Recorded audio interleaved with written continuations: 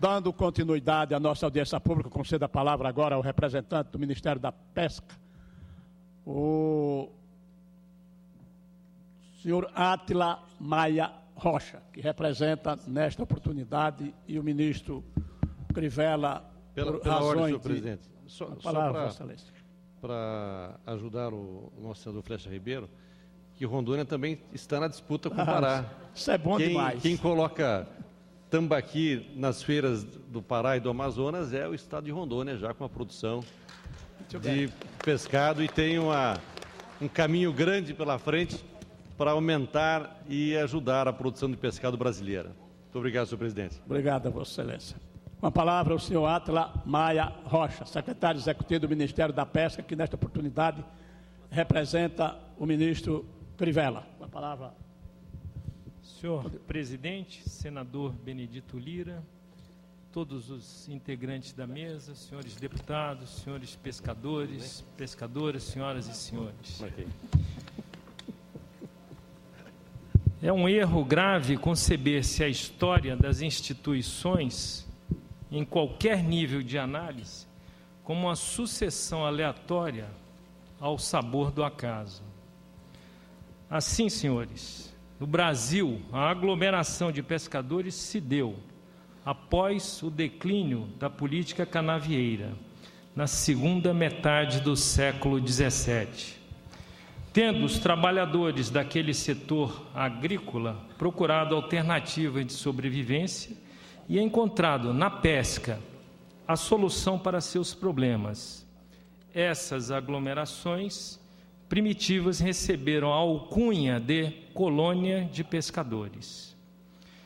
O pescador artesanal é dono de sua própria força de trabalho e, via de regra, desenvolve seu labor fazendo uso de parcerias que ocorrem em regime de economia familiar, o que significa que tudo, desde a embarcação até os apetrechos de pesca utilizados, poderiam ser fabricados no seio da família, além de a mão de obra ser eminentemente familiar.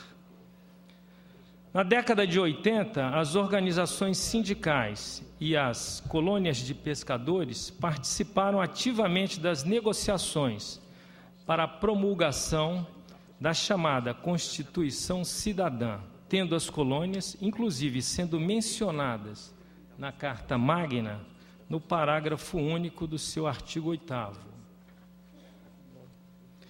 Nesse dispositivo constitucional, estão sendo assegurados direitos às colônias de pescadores artesanais, inerentes às organizações sindicais rurais, donde se conclui que a Lei Maior ampliou as prerrogativas das colônias de pescadores, dando-lhes status de organizações sindicais.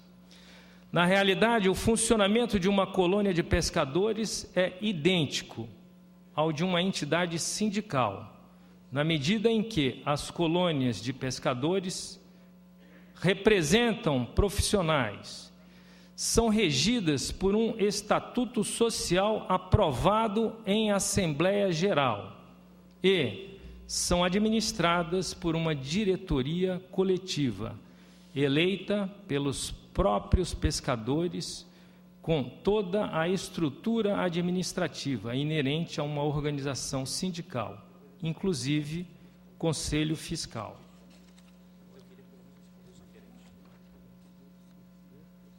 O incremento da consciência associativista dos pescadores artesanais culminou em 2010, com a obtenção do direito de serem as colônias de pescadores e seu sistema confederativo reconhecidos pelo Ministério do Trabalho e Emprego por meio da portaria número 547 de 2010, como representantes dos interesses dos pescadores artesanais no Brasil. Então, o sistema confederativo da pesca artesanal, colônias, federações estaduais e a Confederação Nacional passou a integrar oficialmente o sistema de organizações sindicais do Brasil.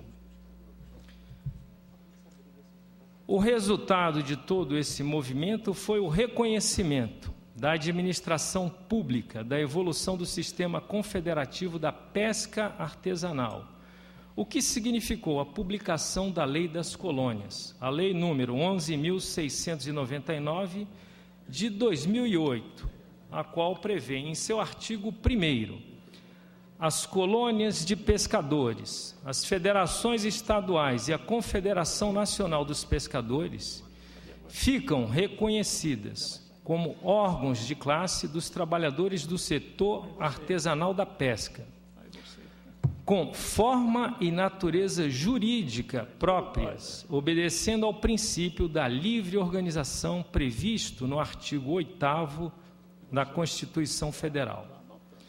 E ainda o seu artigo 2º, cabe às colônias, às federações estaduais e à Confederação Nacional dos Pescadores a defesa dos direitos da categoria em juízo ou fora dele, dentro de sua jurisdição.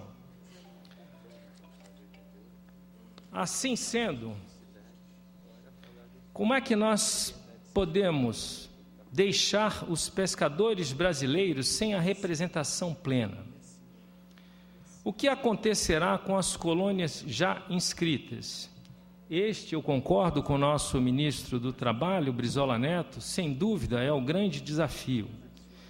E assim sendo, com base na harmonia do todo, que é mais importante do que o isolamento das partes, eu consulto o nobre ministro quanto à possibilidade de reconsiderar a portaria 2159, de 28 de dezembro de 2012, uma vez que, em seu artigo 1º, ela torna sem efeito aquela portaria 547 de 2010.